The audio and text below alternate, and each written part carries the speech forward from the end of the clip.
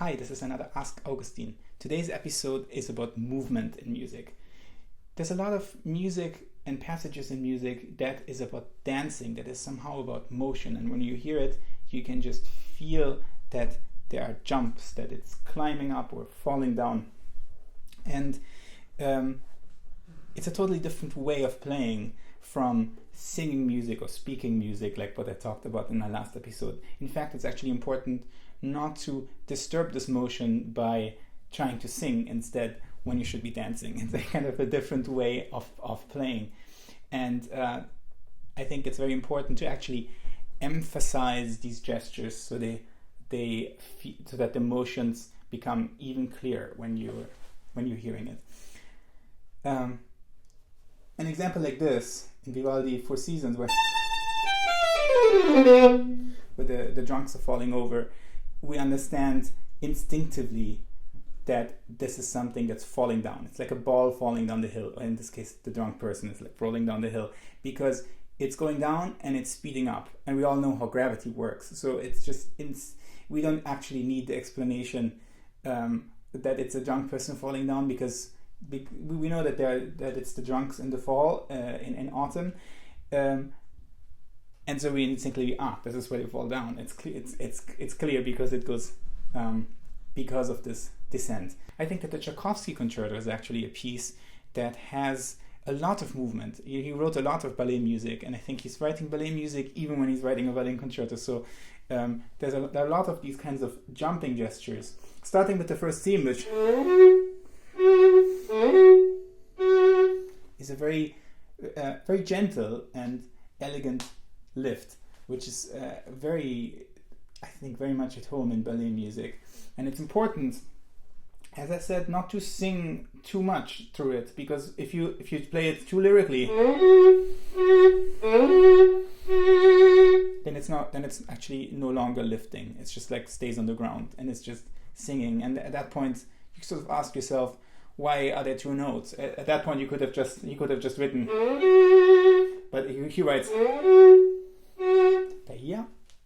and we should really feel how maybe one dancer lifts the other one briefly before putting it down again, and that is which is just like something that would happen in ballet, and that is the kind of gesture we want. So to achieve that, it's important not to vibrate too much, because when you vibrate too much, you are kind of stopping the motion. So, and you want to lift the bow without rounding the sound, without getting softer at the end. So not this, but actually a little bit of a crescendo during the note, and enough bow speed. So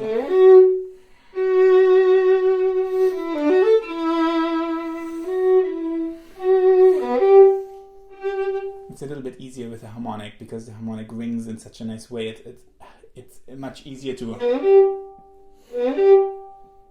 do the jump with this one than that's the more difficult one. But being clear about the kind of motion you're looking for, I find that for me that is a very good guide for when I try to find just the right way to play this note. Later in the same movement, at the end of the same theme, there's all these little jumps.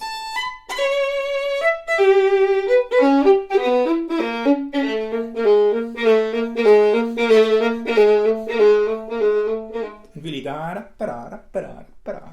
ideally, we should all feel them like little hopping motions. And the essential thing there is, again, it shouldn't feel grounded, and it's going to feel grounded if you leave the bow on the string. You have to lift slightly and crescendo right before you lift. So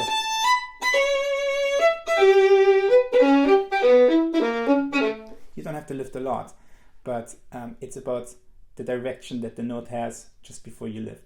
And of course, what happens, Tchaikovsky was not a violinist, so he didn't understand just how hard this is, because it's easy on the up bow.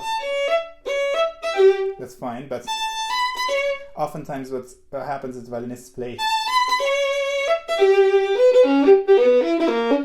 that they kind of stay on the string when it's on the down bow, but lift when it's on the up bow. It's horribly difficult to lift on the down bow.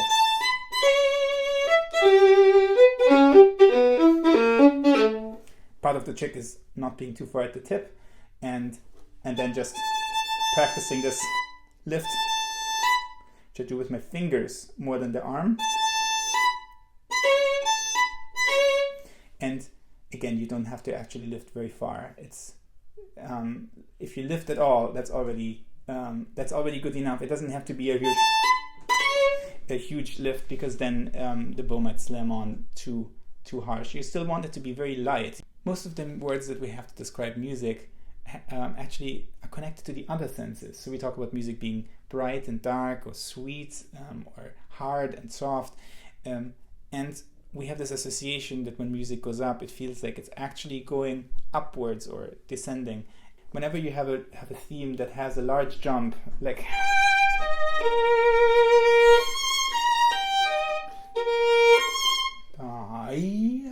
it's actually very high, to show that a little bit. That's not too easy. That it's not just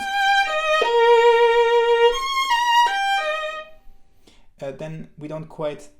It doesn't quite carry the same emotional weight as when you go. And then you somehow bring out that it's that it actually is quite far. It feels a little bit like reaching. As I said, whenever you have a passage that's danced, it's important not to vibrate too much, not to sing too much. And this is something that often happens not because we decided to vibrate, but because certain fingers just love vibrating. I mean, in my case, it's the third and the second finger. They really enjoy vibrating, and the first and the fourth often are a little bit more reluctant. And it's important to be aware of this tendency, and sometimes to tell them to not do it if you are playing something that is more dance-like. It's important to know when in the music you are singing and when it is more about movement, more about dance, and particularly which are the notes that have lift. Those are notes that it is important not to vibrate too much, and oftentimes they actually really sound better when you don't vibrate them at all, because when you have a note that is supposed to lift, when you vibrate, you are kind of grounding the note. It doesn't really go as far anymore. And when you play Mozart, for example, you often have notes that have this upward quality, and it's important to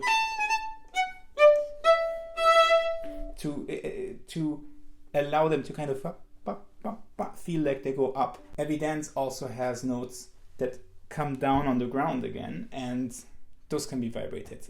So you just have to think, what is this dance like? Where the strong beats? Where are the beats that lift?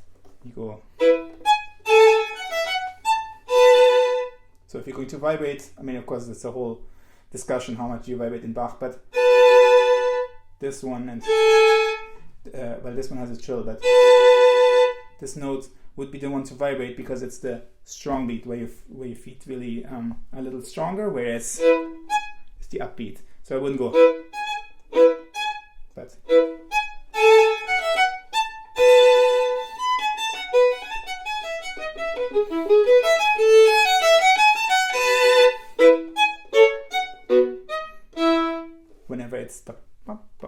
whenever it is dance-like this, vibrating too much can take away from that.